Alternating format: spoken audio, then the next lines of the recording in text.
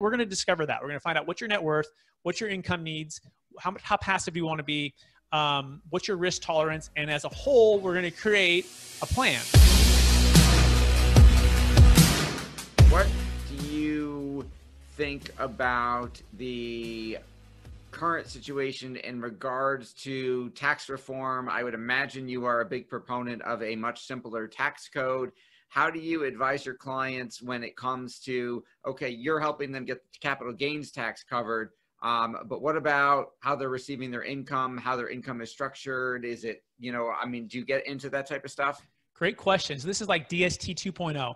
And to preface this, I'm just the nurse, Seth.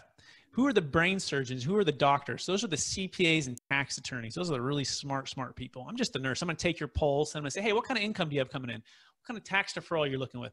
It looks like you might need surgery. You might need some specialty help here. So, but before you get surgery, make sure you vet us and you have your trusted, brain surgeons vet us as well. So get all of that on the table. But that being said, let's just say you have $100,000 or $200,000 of income coming in from a highly appreciated business. What can the Deferred Sales Trust do? Well, you can move the funds into the trust and you can decide to have that $200,000 just compound. Meaning, Seth, you're not receiving that $200 right now, but you may be making, let's say, another $200 on the side over there. So your overall tax bracket, let's say, is $400 or $450. But now that you use the trust and you decided to let the trust compound, you're actually receiving $200 here, and this is just building up. In fact, we're doing a deal right now in Florida for these dentists and orthodontists who are doing exactly that. Okay, this is a very, very large deal, and they're defer a lot of tax, but they're still really young. They're in their early 40s, and they're saying that we don't need any income right now.